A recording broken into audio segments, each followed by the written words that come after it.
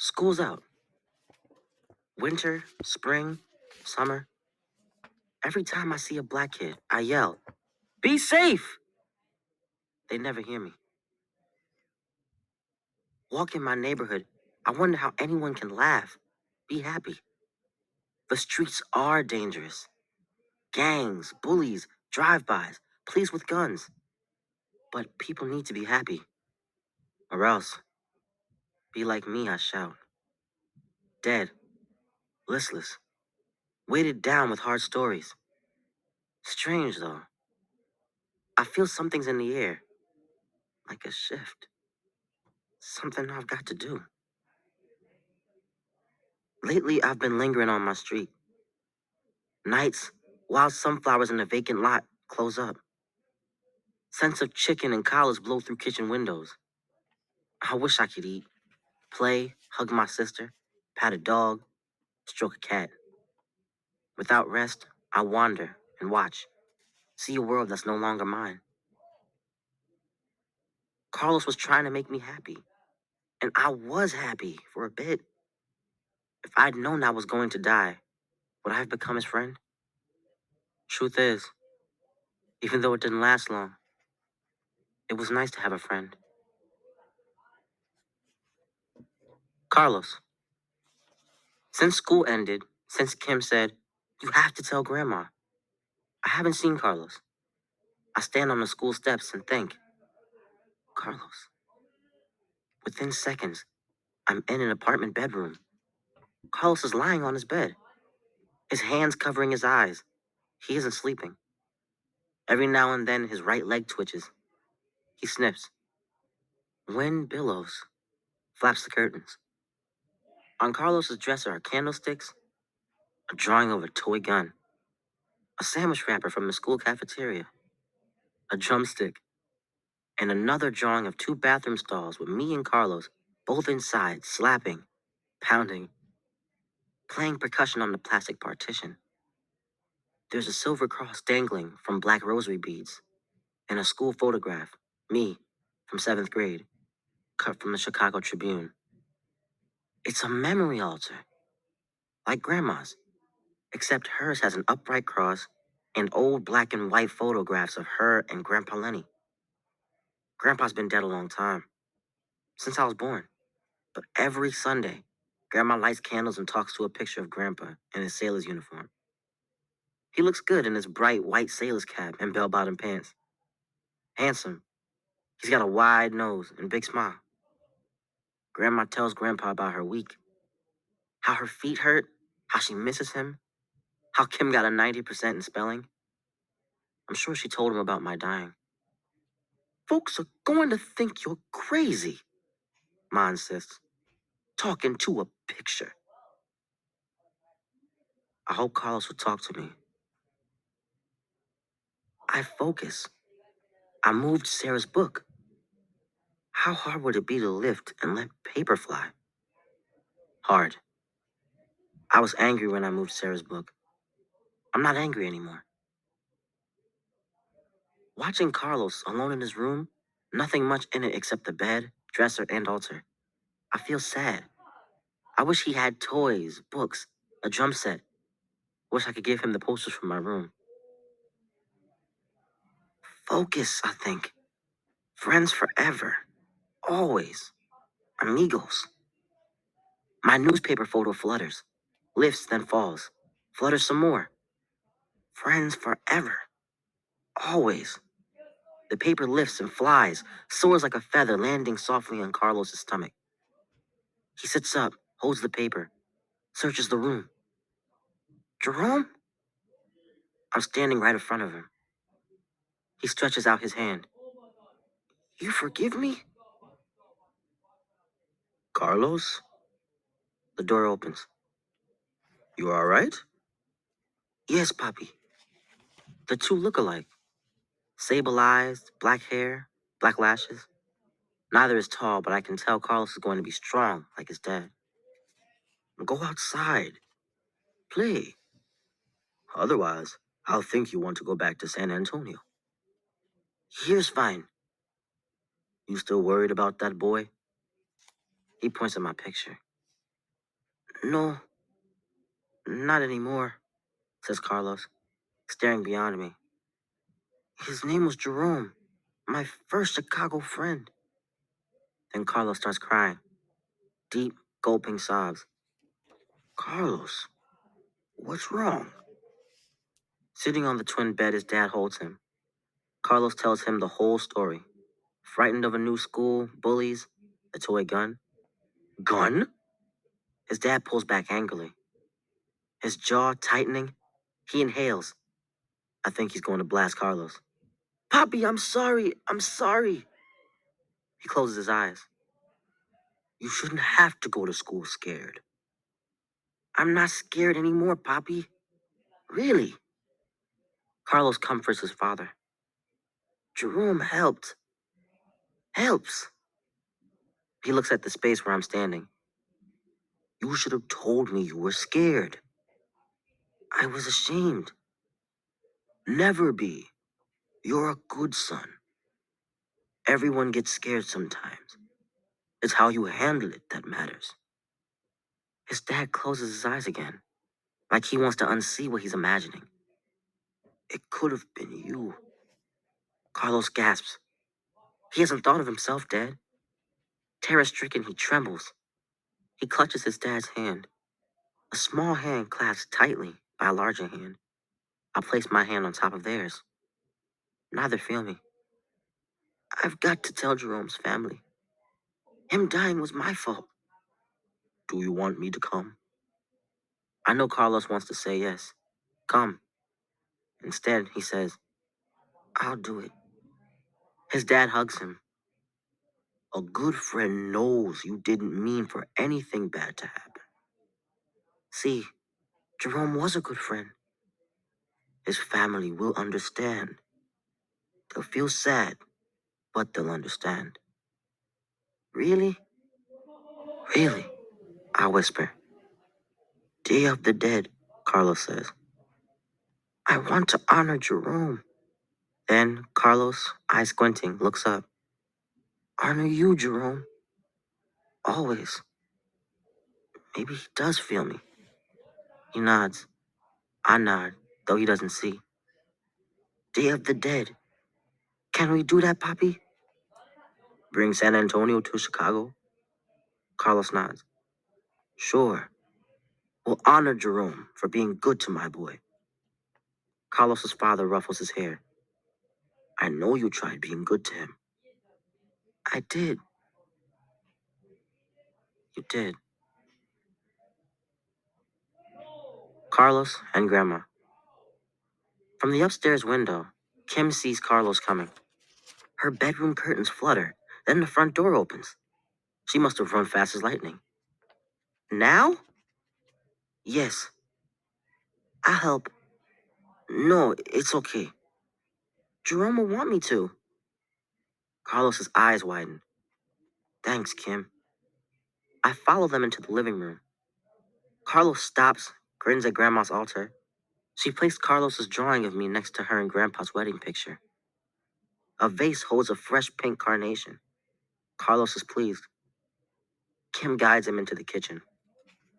Home seems odd, unfamiliar, like a fading dream. I can't imagine living here. Such a tight, confining space, not expansive, like the ghost world.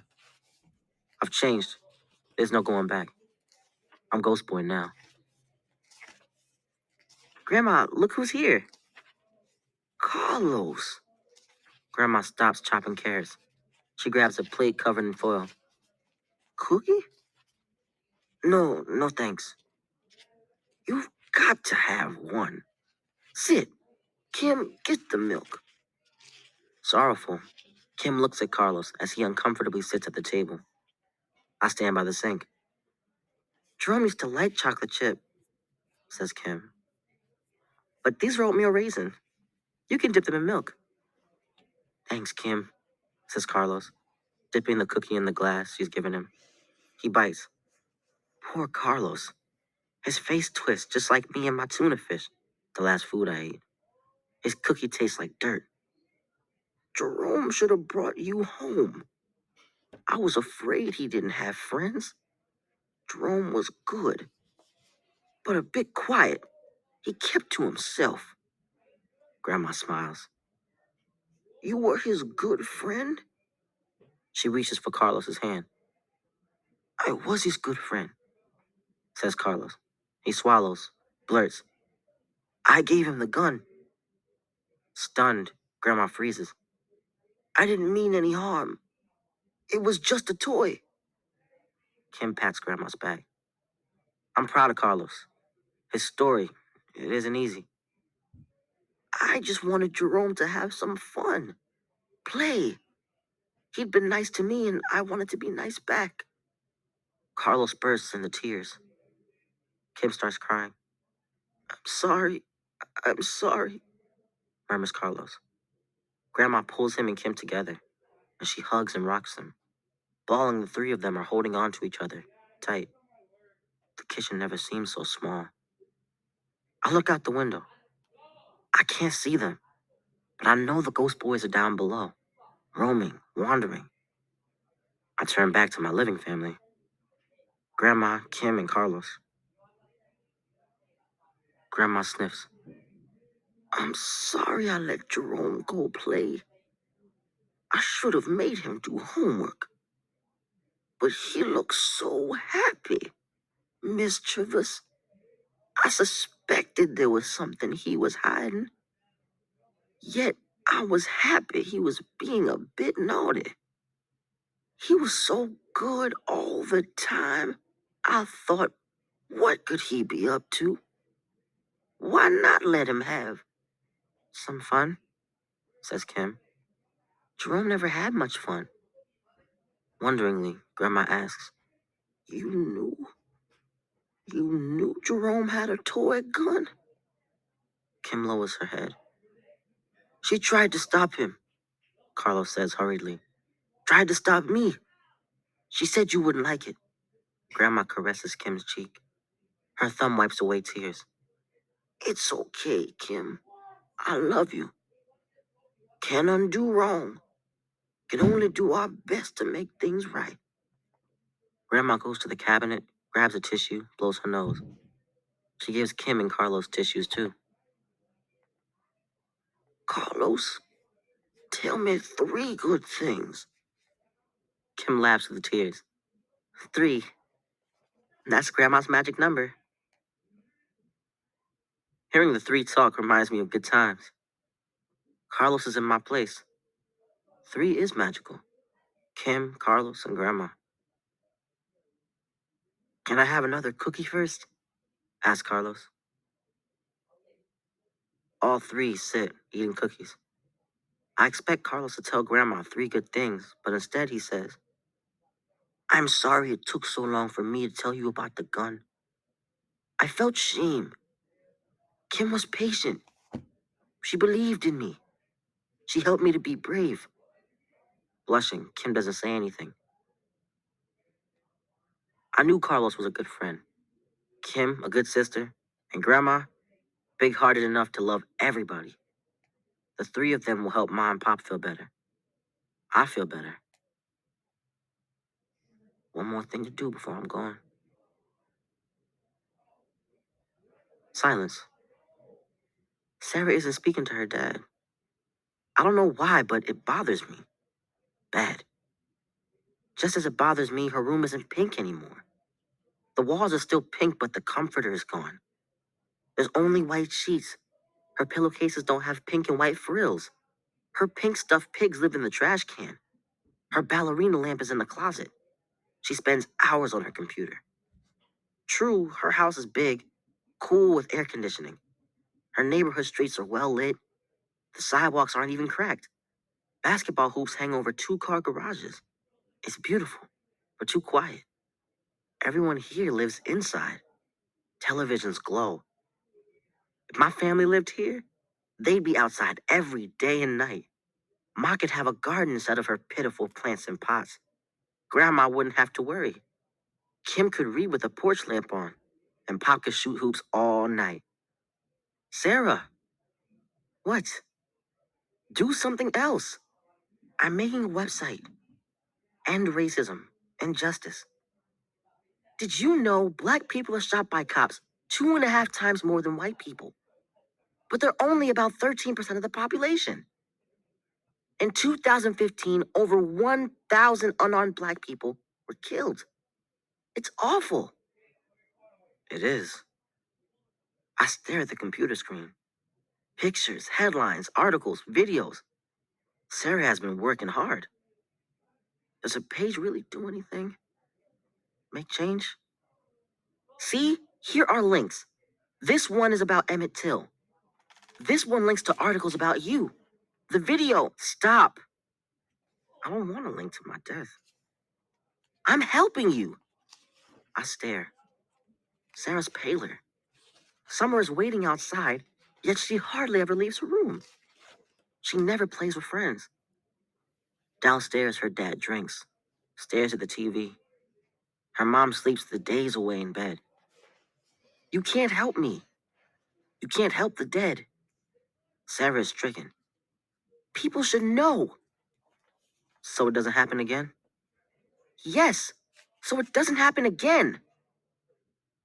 Sarah is fierce in a new way. Now she knows murder happens to kids. Still, it bothers me that her family isn't happy. Just like my family isn't happy. It bothers me that the whole world isn't happy. You should talk with your dad. I hate him. Don't you? Do I? Ma, Pop, Grandma taught me it's wrong to hate. No, I don't hate your dad. You shouldn't either. He killed you. He made a mistake. He's racist. He made a mistake. A bad one. Real bad. Just like it was bad for Mike, Eddie, Snap to bully me. Bully Carlos. They just decided to dislike us. Mournful, I say. It's wrong to be bullied for no reason. It's worse when someone has a reason. Like prejudice. How'd your dad get that? Who taught him? You're not prejudiced. He reacted to me without knowing me. He's a bully. It's not that simple, I say, weary. Mike, Eddie, Snap only had words, fists. Policemen have guns. Sarah shivers, spins in her chair back toward the computer. There's so many stories here, so many names. I study the screen. It's ugly. Seeing the names, pictures of other black boys makes it hard to forget them. Someone will see my name. Maybe remember me? Remember, I had a life before I got famous by being shot. I step closer. Sarah, talk to your dad. Something inside him isn't right. Yeah, I know. He's scared, she murmurs. Can you help him not to be afraid of black boys? Sarah's head bows. She's crying. Later, I say, closing my eyes, disappearing. I've gotten good at being a ghost. Being here. There. Sarah, I say, reappearing. You were right. It matters you seeing me. Me seeing you. Sharing my story. Sarah looks up at me. Her eyes are real. They have depth. They're ice blue, sparkling with tears. If people know more about other people, she says, maybe they won't be scared. Like you? Like you aren't even scared of ghosts? Sarah laughs. You're going to tell the world about me? Yes, and about anyone else hurt out of fear. Cops must get scared a lot. But they shouldn't get more scared just because someone's black. Sarah twists her hands, inhales, exhales. She speaks quickly. Some people are glad my dad wasn't charged. Part of me is glad too. He's my dad. I love him. He made a mistake. But him and his partner made it worse when they didn't try to help you. Patrol cars have med kits. She stops. Why didn't he try and stop your bleeding? Looking directly at me. She's begging me for an answer. I don't know. Her look reminds me of Kim. How hopeful she can look when she wants me to help her. But Sarah's got to help herself. Tell me 3 good things about your dad. Remembering, she relaxes. Dad loves me and Mom so much. He used to carry me on his shoulders, bouncing me, holding my legs until we reached the pumpkin patch. Or the beach, Disney's Sleeping Beauty Castle. I loved how he carried me. When I was riding high on his shoulders, I saw the world. What else? He takes me ice skating. Not lately, but he does. Has. He doesn't know he hates it. Sarah dips her head, then raises an eyebrow at me. Dad loves being a cop. He wanted to be a cop because his dad was a cop. Then her voice breaks. He's got awards for bravery, saving lives. How could he mess up? Sarah, talk to your dad. I'm scared. Seems like everybody's scared. Except Dad, I'm not scared anymore. Not of bullies, of cops, of dying. I was me, a good kid, like Emmett, like hundreds of others. Others, including Sarah's dad and Emmett's killers, lived life wrong. I barely got to live. Emmett told me that the men who killed him never believed they did wrong. An all-white jury found them innocent. The judge said there wasn't enough evidence to charge Officer Moore with a crime. But he's not celebrating. Is that progress? Sarah knows she has to talk to her dad. She probably won't like what she hears, but she has to hear it. I see images of Sarah, grown, writing books, protesting for change, teaching people how to see other people, teaching her kids. Imagine Sarah, Mom, to learn, not judge. Sarah, make people listen, see, really see people. Make sure no other kids die for no reason. I want to say more, but I don't. Sarah's going to be fine. She's a white girl, but she's not white girl. She's Sarah. Me and all the other boys on her computer screen have names. Jerome Rogers, Tamir Rice, Laquan McDonald, Trayvon Martin, Michael Brown, Jordan Edwards. We're people. Black kids. Color shouldn't make anybody scared. Is it because slavery happened? Is that why some whites are afraid of black people? I don't know. Wake up, people, I want to tell everyone. Fear, stereotypes about black boys don't make the world better.